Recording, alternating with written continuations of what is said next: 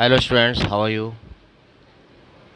In the previous slide, we have done about the money and barter system. इसमें आपको मैंने money के बारे में बताया था that it is a medium of exchange. Barter system के बारे में बताया था पहले कैसे आदान प्रदान होता था सामान का, कैसे लिया जाता था. जिस समय हमारे पास मनी नहीं था उस समय भी अपना सामान लोग लेते थे, एक दूसरे से एक्सचेंज करते थे, ठीक है ना. लेकिन इसका एक सबसे बड़ा ड्रॉबैक था double coincidence of movement wants, double coincidence of wants, ठीक है ना. आज हम लोग बात करेंगे मॉडर्न फॉर्म ऑफ करेंसी, यानी कि नए ज़माने का धन, नए ज़माने का धन, ठीक है ना. इसको हम लोग कई प्रकार से देख सकते हैं. पहले का जो हम बात करते हैं ओल्ड फॉर्म्स ऑफ मनी में बात करते हैं, उसमें आपने देखा होगा समय समय पर चीज़ें बदलती रही हैं. एक समय था जिस समय बार्टर सिस्टम था, उसके बाद चमड़े के सिक्के भी आए, गोल्ड कॉइन्स भी आए, सिल्वर कॉइन्स का भी प्रचलन आया, तांबे के सिक्के भी चले. आपने डिफरेंट सीरियल्स में भी ये चीज़ देखी होगी किस तरीके से उन्होंने लेन देन किया. दूसरा जो आज जो हम लोग देखते हैं, हमारे पास आज पेपर नोट्स हैं. पेपर नोट्स जो आप पिक्चर में देख रहे हैं, यहाँ पर डॉलर के रूप में दिखाया गया है. ये तो यूएस का करेंसी है, इंडिया की रुपी है. तो यहाँ पर पेपर नोट्स में रुपीज़ चलता है इंडिया में, जापान में येन चलता है, यूएस में डॉलर चलता है. हर कंट्री का अलग अलग है. इसके साथ साथ कॉइन्स भी हैं. कॉइन्स भी हमारे मीडियम ऑफ एक्सचेंज का एक पार्ट है. बात यहाँ पर आती है कि मनी कौन छापता है. ये है रिज़र्व बैंक ऑफ इंडिया. यहाँ पर एक बात मैं ज़रूर कहूँगा और आपको बताना ज़रूरी समझूंगा कि आरबीआई भारत का एक सबसे बड़ा बैंक है. बैंकों के ऊपर भी एक बैंक है जिसको हम आरबीआई कहते हैं, और इसका गठन 1935 में हुआ था. इसका गठन कब हुआ था? 1935 में फाउंड हुआ था आरबीआई का, ठीक है ना. Which maintain the monetary policy of its national currency, the rupee and the nation currency reserves. Its primary function is to regulate the issuing of bank notes to ensure monetary stability in India. दूसरा आता है coin. Coins जो है हमारी टकसाल में बनती है, ठीक है ना. आपको सुन के बड़ी हैरानी होगी और शायद नया भी हो, हमारी यूपी में नोएडा में टकसाल है. हमारी यूपी में नोएडा में भी टकसाल है. 4 जगह हैं टकसाल, ठीक है ना. तो मैं अभी आपको सिर्फ एक बता रहा हूँ, नोएडा में भी टकसाल है जहाँ पर कॉइन्स छपते हैं और बनते हैं. तो बेटा ये बात तो क्लियर हो गई. हाँ, आरबीआई कब फॉर्म्ड हुई थी? 1935, ठीक है ना. और एक चीज़ जो बहुत ज़रूरी है, that who is the present governor of RBI, मालूम है आपको? That is mister Shaktikanta Das. That is mister Shaktikanta Das, ठीक है ना. ये हमारे आज प्रेजेंट के गवर्नर हैं. और दूसरी बात, एक चीज़ आपको यहाँ पर जानने की बहुत ज़रूरी है कि हमारे पास जो करेंसी है उसमें मैंने आपको 2 चीज़ें बताई. एक तो पेपर नोट बताया, एक कॉइन्स बताया. ये तो आज के फॉर्म्स हैं. पहले के जो फॉर्म्स मैंने अभी थोड़ी देर पहले आपको डिस्कस किया था वो था मेटलिक कॉइन्स. तो क्या था? Metallic coins. अच्छा, एक चीज़ यहाँ पर बहुत बड़ी बात है कि जो मनी है आज की तारीख में, इसको हम लोग मीडियम ऑफ एक्सचेंज के रूप में यूज़ कर रहे हैं. मीडियम ऑफ एक्सचेंज के रूप में यूज़ कर रहे हैं. तो जो modern forms of money which include currency, तो आज की करेंसी क्या है? Paper note. पेपर नोट का मतलब रुपीज़. मैं यहाँ पर स्पेशली वर्ड यूज़ कर रहा हूँ, रुपी, ठीक है ना. And coins. लेकिन जब इसका शुरुआत नहीं हुई थी उससे पहले भी कोई सिस्टम चलता था जिसमें हम लोगों ने यूज़ किया था बार्टर सिस्टम, जिसमें ग्रेन्स एंड कैटल्स को यूज़ किया जाता था, ग्रेन्स एंड कैटल्स को यूज़ किया जाता था, ठीक है ना। अब यहाँ पर एक चीज़ जो देखें कि भारत में जो रिज़र्व बैंक ऑफ इंडिया है वो इशू करती है currency on the behalf of the government of India. Reserve bank of India issue करती है currency on the behalf of government of India, ठीक है ना। इसके अलावा कोई भी अदर इंडिविजुअल या ऑर्गेनाइजेशन नहीं है जो करेंसी को इशू कर सके, जो करेंसी को इशू कर सके, ठीक है ना। इसीलिए हम लोग इसको लीगल मानते हैं। क्या मानते हैं? लीगली एक्सेप्टेड है, ये लीगली एक्सेप्टेड है। यहाँ पर दूसरी बात जो मैंने की है, कॉइन्स।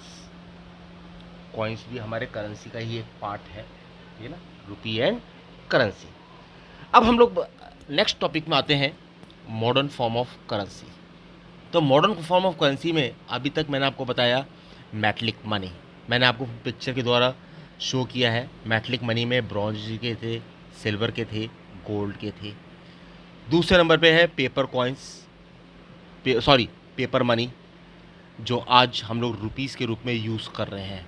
भारत की बात कर रहे हैं तो भारत में रुपीज़ के रूप में होता है। बाहर की बात करो, हर कंट्री का अलग अलग करेंसी है, हर कंट्री की अलग अलग करेंसी है। तीसरा आता है क्रेडिट मनी। बेटा यहाँ पर एक चीज़ बहुत ज़रूरी है, क्रेडिट। क्रेडिट के तो कई सारे नाम होते हैं भैया, पता है ना। एक तो क्रेडिट का मतलब होता है उधार, एक क्रेडिट का मतलब होता है कि जैसे आपने कोई अच्छा काम किया तो मैंने आपको क्रेडिट दिया, वाह वाह बढ़िया है, ठीक है ना। और एक क्रेडिट है जो आप लोग यूज़ करते हैं, क्रेडिट कार्ड्स, कार्ड्स का यूज़ करते हैं हम लोग। उसमें क्या है कि बैंक्स के पास हमारा पैसा जमा है। आजकल हम लोग पैसा लेकर नहीं घूमते, हम एटीएम कार्ड्स रख लिए, ठीक है ना, उससे हम लोग ट्रांजेक्शन कर लेते हैं या पे कर देते हैं किसी को, ठीक है। तो ये तीन फॉर्म्स हैं जो आज जो चल रही है, paper money and credit money चल रही है। अब यहाँ पर जो एक चीज़ जो मैं बताना चाहूँगा कि पहले जब हमारे पास जब मॉडर्न करेंसी नहीं थी उस समय प्रीशियस मेटल्स चलते थे, जो मैंने अभी आपको पिक्चर दिखाई ना, गोल्ड, सिल्वर, कॉपर की, ठीक है ना। और वो डेली यूज़ में इसको यूज़ भी करते थे, लेकिन जो बहुत ही पुअर लोग थे वो नॉर्मली ग्रेन्स का यूज़ करते थे, कैटल्स का यूज़ करते थे, लेन देन का सिस्टम, जिसको लास्ट वीडियो में हमने आपको बताया था बार्टर के बारे में। क्या बताया था? बार्टर के बारे में। अच्छा, यहाँ पर एक चीज़ मैं फिर से रिपीट करूँगा, बार्टर सिस्टम का एक ड्रॉबैक भी है। The major drawback of the barter system was the double coincidence of bonds. Double coincidence of bonds. अच्छा, डबल कोइंसिडेंस ऑफ बॉन्ड्स होता क्या है, पहले ये देख लेते हैं हम लोग। एक ऐसी situation, a situation where the suppliers of a goods A want goods B and the supplier of goods B want goods A।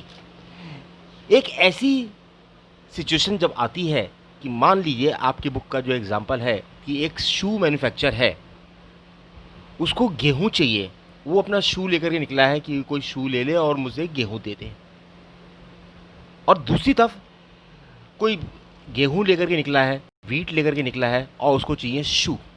उसको क्या चाहिए? शू। आ गया ना बेटा समझ में? जो मैंने आपको अभी डबल कोइंसिडेंस ऑफ बॉन्ड्स का बताया था, समझ में आ गया? हाँ। लेकिन अगर हम बात करते हैं बार्टर सिस्टम की, तो बार्टर सिस्टम का एक ड्रॉबैक था जो मैंने अभी थोड़ी देर पहले बताया। मान लीजिए कोई शू लेकर निकला है, उसे कुछ चाहिए, और वहाँ से कोई दूसरा निकला है, उसे कुछ चाहिए, तो ये एक ड्रॉबैक था, ये एक ड्रॉबैक था। चलिए अब हम लोग नेक्स्ट करते हैं modern forms of currency. Modern form of currency, यहाँ पर मॉडर्न फॉर्म ऑफ करेंसी, तो बेटा मैंने यहाँ पर दो पार्ट किए हैं मॉडर्न फॉर्म ऑफ करेंसी में। एक तो करेंसी है, दूसरा डिपॉजिट्स विद बैंक्स है। डिपॉजिट विद बैंक्स है, ठीक है ना। तो यहाँ पर जो पहला हम पार्ट पढ़ेंगे वो है करेंसी। वो क्या है? करेंसी। हालांकि इसको ज़्यादा समझाने की ज़रूरत नहीं है, क्योंकि अभी तक हमने बहुत सारी बातें करेंसी के ऊपर कर ली है, बहुत सारी बातें करेंसी के ऊपर कर ली है। लेकिन फिर भी थोड़ा सा मैं आपको और बता देता हूँ। That modern form of money include currency, paper notes and coins. ये मैंने अभी आपको थोड़ी देर पहले ही बताया है, ठीक है ना। अच्छा, पहले ज़माने में प्रीशियस मेटल्स के बनते थे, जिसका मैंने पिक्चर दिखाया था आपको, गोल्ड का, कॉइन्स का, ब्रॉन्ज का, ठीक है ना। वो चला करते थे, कॉपर के कॉइन्स चला करते थे, ठीक है ना। नंबर 2 है, it is accepted as a medium of exchange because the currency is authorized by the government of the country. अभी थोड़ी देर पहले मैंने आपको बताया ये बात। ये एक जरिया है कोई भी सामान का आदान प्रदान करने का, ठीक है ना। आपने मार्केट गए, वहाँ से कुछ सामान लिया, तो आपने क्या क्या दिया? करेंसी दिया, उसके बदले में आपने सामान लिया, ठीक है ना। मैंने यहाँ पर वर्ड यूज़ किया आदान प्रदान का, ठीक है ना। यहाँ पर आदान प्रदान मैंने दूसरे सेंस में कहा है। मैंने ये कहा है कि आपने मनी दे दिया और मनी की जगह पर आपने सामान लिया है। आदान प्रदान पहले होता था जब बार्टर सिस्टम चलता था, उस समय आदान प्रदान होता था, ठीक है ना। Number 3, RBI issued currency note on the behalf of the government. RBI, reserve bank of India, issue करती है करेंसी नोट्स को सेंट्रल गवर्नमेंट के बिहाफ पर। तीसरा पॉइंट है बेटा, जो अभी मैंने आपको बोला था, RBI issued currency note on behalf of the central government, ठीक है ना। एक चीज़ याद रखना, हमेशा याद रखना, स्टेट गवर्नमेंट कभी इशू नहीं करती है, सेंट्रल गवर्नमेंट इशू करती है। ये लाइन मैंने यहाँ पर लिख रखी है। कभी भी क्वेश्चन आ जाए तो आप खाली गवर्नमेंट नहीं लिखेंगे, आप लोग क्या लिखेंगे? Central government. Number 4, the law legalize the use of rupee as a medium of payment that can not be refused in settling transaction in India. कोई भी नागरिक जो किसी कंट्री का रहने वाला है, वो वहाँ की करेंसी, जैसे इंडिया की में रुपी है, उसको रिफ्यूज़ नहीं कर सकता, लेने से मना नहीं कर सकता। आपने कभी सुना ऐसा कि किसी ने रुपए लेने से मना कर दिया हो, आपको सामान ना दिया हो? कभी हुआ ऐसा? हाँ, हो सकता है कि नोट फटा हुआ हो या कोई डुप्लीकेट नोट हो, ये हो सकता है। लेकिन जब लीगली वो है, ओरिजिनल नोट है, तो कोई मना नहीं करेगा, कोई भी मना नहीं करेगा। So therefore the rupee is widely accepted as the medium of exchange, ठीक है ना। बात समझ में आ गया? हाँ,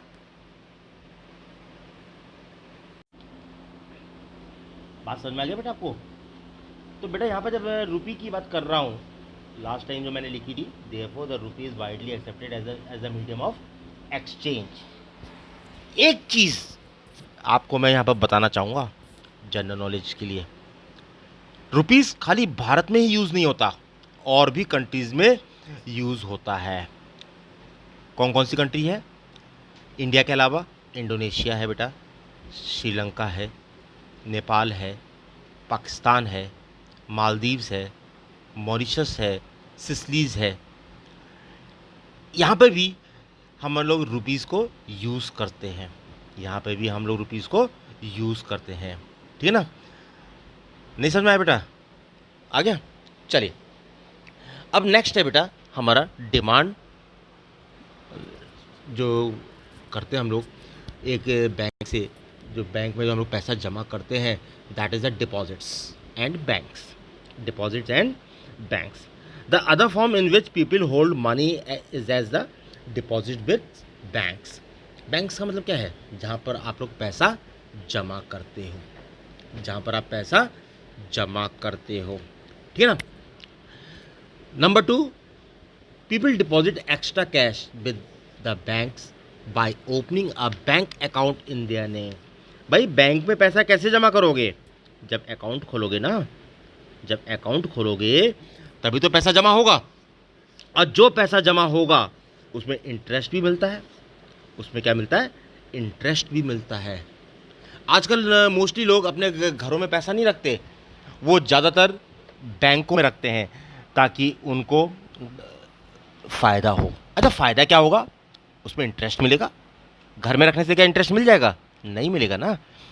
जब बैंक पे रखोगे तभी तो मिलेगा। ठीक है, तो बेटा तीसरा पॉइंट है, bank accept these deposits and also pay an amount as interest on their deposits. Bank में जो पैसा रखा है उस पर आपको इंटरेस्ट मिलता है। उस पर आपको क्या मिलता है? इंटरेस्ट मिलता है। ठीक है ना। फोर्थ पॉइंट है बेटा, people also have the provision to withdraw the money as and when they require. भाई बैंक में पैसा पड़ा है, सेफ है, कहीं नहीं चोरी हो रहा है, कुछ नहीं हो रहा है। घर में रखना खतरा है, चोरी हो सकता है, लेकिन बैंक में अगर पैसा रखा है बिल्कुल सेफ एंड साउंड है। आप कभी भी निकाल सकते हो, कभी भी निकाल सकते हो ज़रूरत पड़ने पर। ठीक है ना। एटीएम्स लग गए अब तो हर जगह एटीएम्स हो गए हैं।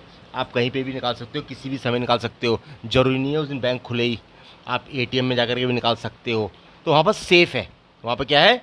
सेफ़ है। नेक्स्ट पॉइंट है बेटा, since the deposits in the bank account can be withdrawn on demands, they are known as demand deposits. बेटा इसको ज़रा ध्यान से सुन ले, डिमांड डिपॉजिट्स। अच्छा, demand deposits of commercial banks की बात करें अगर हम, तो वो है क्या? It refers to demand deposit of the public with the commercial banks. Demand deposits are the deposits which can be encashed by issuing checks at any time by the account holder। हम एक चीज़ देखते हैं, या आपने देखा होगा, papa mummy check काट के देते ना। अच्छा, चेक में भी दो टाइप होते हैं। एक तो होता है पर्सनली अगर पैसा निकालना है तो आप सेल्फ लिख देते हो। एक किसी को पेमेंट करना होता है तो आपने देखा होगा पापा आपके साइड में 2 लाइन खींच देते हैं चेक के कोने में, अकाउंट पे ही हो जाता है, जो उसी के खाते में जाएगा, ठीक है ना। तो are demand deposit is treated as equal to currency held as it is readily accepted as the means of payment. आज की तारीख में ये ज़्यादातर चल रहा है। आजकल हम लोग जितना भी पेमेंट करते हैं बाई चेक्स करते हैं। वो एक प्रूफ है, लीगल प्रूफ है हमारे पास। आप कैश दे दोगे उसका कोई प्रूफ नहीं होगा, कल को सामने वाला मुकर भी सकता है, लेकिन आपने चेक के द्वारा किया है अकाउंट पे ही, तो वो एक लीगल प्रूफ है हमारे पास। ठीक है ना। सो ये था हमारा डिमांड डिपॉजिट्स। दूसरी बात, payments through cheques, the payers who has an account with the bank make out a cheque for a specific amount. जिसका भी बैंक में अमाउंट होगा वो चेक का इस्तेमाल कर सकता है। उसको चेक बुक इशू होती है। उसको क्या इशू होती है? चेक बुक इशू होती है। ठीक है ना।